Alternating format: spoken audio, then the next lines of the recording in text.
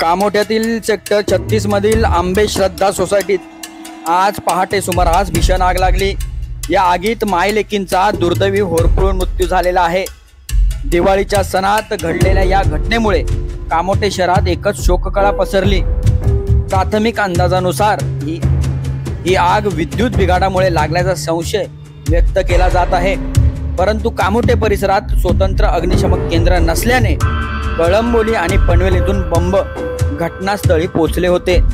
तोपर्यंत मात्र सर्व काही भस्मसात झालं होतं। या दुर्घटनेने पुन्हा एकदा प्रशासनाच्या निष्क्रियतेचा प्रश्न उभा राहिला आहे। गेल्या अनेक वर्षापासून कामोठेकर स्वतंत्र अग्निशमन केंद्राची मागणी देखील करत आहे। जलद गतीने वाढणाऱ्या कामोठे शहराला अद्याप अग्निशमन दलाची सुविधा नाही आणि त्या दुर्लक्षाची किंमत 2 निरापराध जीवांनी चुकवली।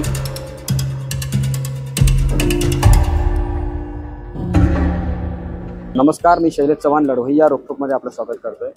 आज नवी मुंबईला हादरवणारी एक घटना घडली होती। कामोठा सेक्टर 36 येथील आंबे श्रद्धा या सोसायटीच्या परिसरात मी उभा आहे आणि आज सकाळी 5च्या सुमारास एक भीषण आग या ठिकाणी असलेल्या 301 नंबरच्या फ्लॅटमध्ये आग लागली आणि दुर्दैवाने या आगीमध्ये 2 जणींचा होरपळून दुर्दैवी मृत्यू झालेला आहे। या संपूर्ण प्रकाराबाबत आपण ही घटना पाहण्यासाठी आज या ठिकाणी आलेलो आहोत। माझ्या समोर आपण इथं बघू शकता, हा सिलेंडर या ठिकाणी बघतोय आपण। अशा प्रकारचे सुमारे 2 सिलेंडर देखील फुटलेले आहेत। आगीचं नेमकं कारण कळलेलं नाहीये। या सोसायटीतील काही रहिवासी आपल्यासोबत आहेत, आपण त्यांच्याशी संपर्क साधण्याचा प्रयत्न करूया। सर नमस्कार, लढवई रोखोकमध्ये आपलं स्वागत। काय नेमकी घटना घडली, काय? ॲक्च्युली आम्ही सगळे सोसायटीमधले सगळे गाढ झोपे होतो। दिवाळीचा सण होता, त्याच्यामध्ये आम्हाला रात्री अचानक आवाज आला 5-5:30च्या दरम्यान आणि इकडं तिकडं बघितलं तर कुठंच काय दिसत नव्हतं, पण अचानकच धूर दिसायला लागला सगळीकडं। धूर दिसला का आम्ही बघितलं तर ते एविंगमध्ये 3ऱ्या माळ्यावरती आग लागली होती। आग लागल्यानंतर आम्ही सगळे गडबडीत खाली आलो। खाली आल्यानंतर सर्व सोसायटीमधल्या लोकांना, रहिवाशांना सगळ्यांना खाली बोलवलं बघतो तर ती आग वाढतच चालली होती। तेवढंच आम्ही किती वाजता साधारणतः आम्हाला कळलं त्यावेळी 5:30 वाजले होत्या। 5-5:30च्या दरम्यान आम्हाला कळलं, तर आम्हाला काय सुधारणा झाल्या अचानक सगळं झाल्यामुळं सगळ्या सोसायटीमध्ये हाहाकार माजला होता। फायर ब्रिगेड यंत्रणा यायला उशीर झाला, थोडीशी उशीर झाला, पण त्यांना कोणी फोन केला नाही केला काय माहित नाही, परंतु जे वेळ आली ते उशीर झाला थोडासा। आल्यानंतर ते बम होता त्यांचा, तो लवकर ऑपरेट नाही झाला, पण ती दुसरी परतनं गाडी आली। त्या गाडीतून जरा त्यांनी सगळ्यांनी धावपळ करून ते परतनं मग 3ऱ्या माळ्यावरची आग विझवली, पण ती विझवेपर्यंत ती आग 4थ्या माळ्यावरती गेली। रुद्रावतारात पकडल्यामुळं 4थ्या माळ्यावर गेली।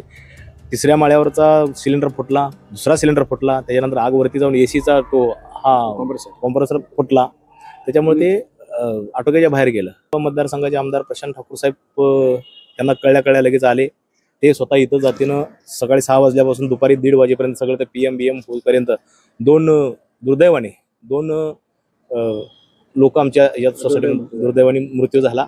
त्याच्यामध्ये पनवेल महानगरपालिकेचे आयुक्त चितळेकर साहेब ते पण आले, परत ना बाकीचे बिडवे मॅडम आल्या, PI, परत ना पगार साहेब आले। सगळे या लोकांनी येऊन परत ना सगळी परिस्थिती नियंत्रणामध्ये आणली। सोसायटीच्या सगळ्या कमिटीनं पुढाकार घेऊन एकदम हिरारीनं भाग घेऊन सगळ्यांनी मदत। या ठिकाणी सांगण्यास अत्यंत दुःख होते। दुर्दैवी घटना आहे की कामोठ्यासारखा पनवेल महापालिकेतलं एक असं क्षेत्र, कामोठा शहर जे आहे, या शहराला हा शहर खूप सोयीसुविधांपासून वंचित आहे। त्यापैकी एक महत्त्वाचा जो भाग आहे तो म्हणजे अग्निशमन केंद्र या ठिकाणी नाहीये।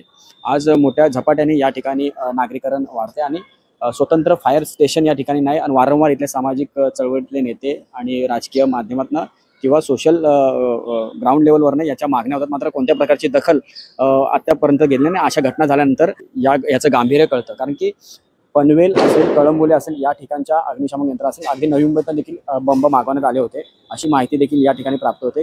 पहिल्या वेळी जी गाडी आली होती त्याचं जे फायटिंगचं जे इक्विपमेंट असतं ते प्रॉपर काम करत नव्हतं असं देखील बोललं जातं। पहिली गाडी आली, ती गाडीमध्ये पाणी कमी असल्यामुळे प्रेशर होत नव्हता।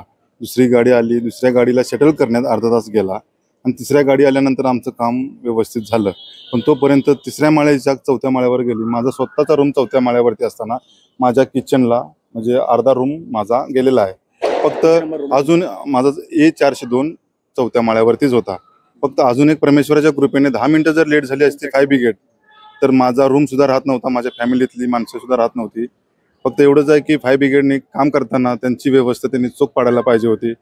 आज दिवाळीचा सण आहे, दिवाळीच्या सणानिमित्त आम्ही सगळं खुशीत होतो, पण आता आमच्या देवानं आमच्यावरती आज काळा दिवाळी झालेली आहे.